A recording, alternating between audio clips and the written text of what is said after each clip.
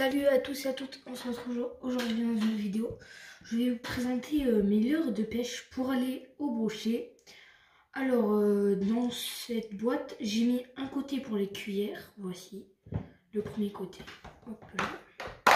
Je vous les montrerai après. Et le deuxième côté avec les leurres. Donc on va commencer par le côté des cuillères. Alors pour cette boîte de pêche, j'utilise une Caperlan. C'est une... Je sais pas si c'est marqué. Non, ce n'est pas marqué. Bon, pas grave. J'essaierai de vous mettre dans la description le lien si vous êtes intéressé. Alors, on commence par une petite cuillère. Voilà. Meps. Alors, j'ai pris pas forcément des grosses cuillères parce que je trouve qu'on peut avoir très bien des gros brochets sur une petite cuillère, vu que qui dit gros poisson ne dit pas gros truc qui mange. Voilà. Ensuite, on commence avec une cuillère Meps. Voilà. C'est une Meps Lucix. Hein, ouais, je crois que c'est ça. Lusox. C'est une catégorie 1 de chez Meps. Alors ici, je sais pas, vous devez très bien le savoir. Ici, on a du comme de la laine pour qu'on sache que le poisson il soit blessé pour faire croire un peu au prédateur. Alors ensuite, j'ai exactement la même en catégorie 2. Voilà. Et ça sert à ce que la cuillère reste droite. Vous voyez? C'est comme une petite protection. Hop là. Après, catégorie 3. On sait jamais. Si vous n'êtes peut-être pas obligé d'avoir toutes les catégories. Par exemple, vous pouvez prendre la 1 et la 3. Après, j'ai une Meps Aglia. Voilà. Ouais, c'est ça. Alors, elle est couleur noire et jaune, orange fluo. Voilà, avec ici des perles accrochées. Voilà. Donc quand elle va tourner, ça va faire comme ceci. Dans l'eau. Voilà. Ici, c'est pour éviter que le poisson il se blesse. Voilà. Cette cuillère, pour l'instant, j'ai rien pris avec. Hop. Ensuite, on reste sur une originale, voilà. Couleur dorée. Meps Aglia 5. Voilà. Gros hameçon. Voilà.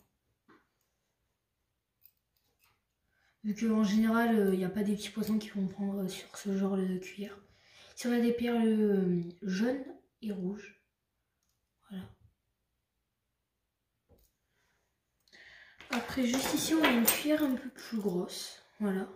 Je crois que cette cuillère, elle va bouger comme ça. Vous voyez en haut. Hop là. Voilà.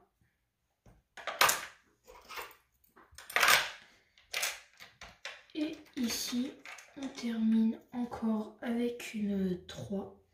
Sauf que celle-ci, je suis venue couper un hameçon. Voilà.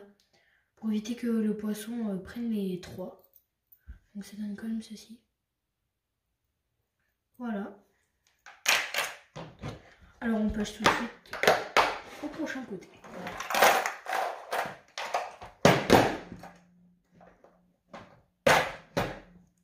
Hop là. Alors on commence par un petit shad. Voilà, jaune orange. Moi je dis comme ça un peu jaune orange brun, je sais pas trop comment dire. Alors ce leurre il n'a pas de tête plombée. Donc une tête plombée c'est ceci, voyez. Bon là j'en ai pas, alors je vais pas pouvoir très bien vous expliquer. Et donc pour venir mettre la tête plombée, il suffit tout simplement d'en mettre une. Alors on vient le passer comme ceci. En fait on met du côté inverse à l'hameçon. On rentre d'abord l'hameçon dedans, comme ceci. Et après on vient tourner, on enfonce. Après on passe à une grosse cuillère. Celle-ci c'est pas marqué c'est quoi.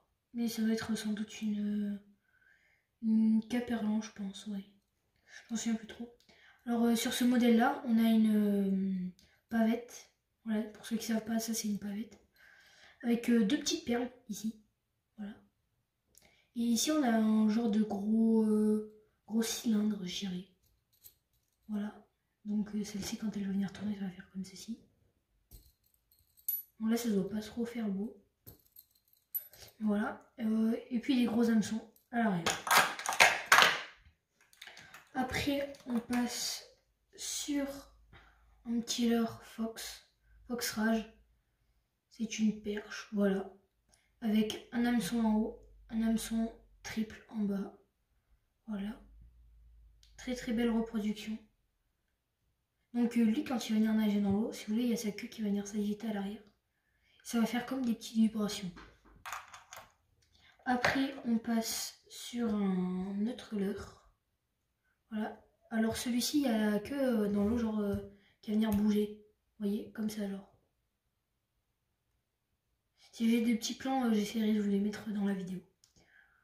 Voilà, avec une tête plombée. Et en fait, la particularité de ce leurre, c'est que normalement les autres leurres, ils sont à la surface. Ils touchent jamais presque le fond.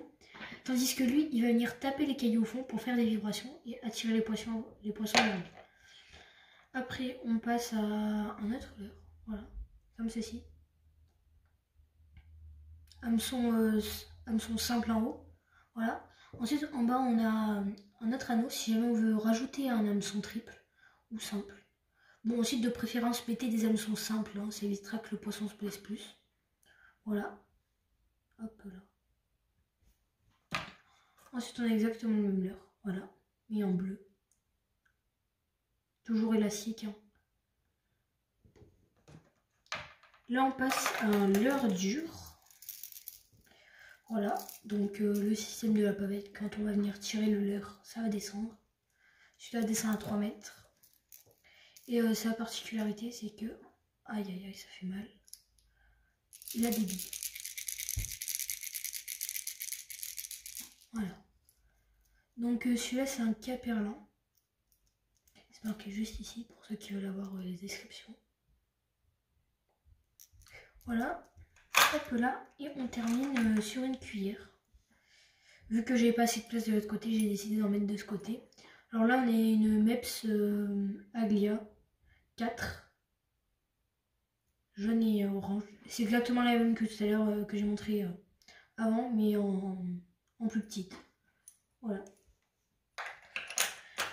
Donc c'est la fin de cette vidéo. J'espère que la vidéo vous a plu. On se retrouve dans une prochaine vidéo où je pense que je vais vous montrer un montage pour pêcher le brochet au bouchon. Voilà, pour ceux qui ne savent pas ce que c'est un bouchon. C'est ceci. Ensuite, je pense que vous savez. Hop là. Voilà. Ensuite, on a des plus gros, des plus minces. Voilà. Celui-là est un peu cassé. Voilà. Donc on fera un montage pour aller pêcher le brochet. Voilà. Donc je vous dis dans une très prochaine vidéo. N'hésitez pas à aller voir mon Instagram, c'est natpêche. Voilà. Je vais vous le mettre dans la description. Donc allez, bye!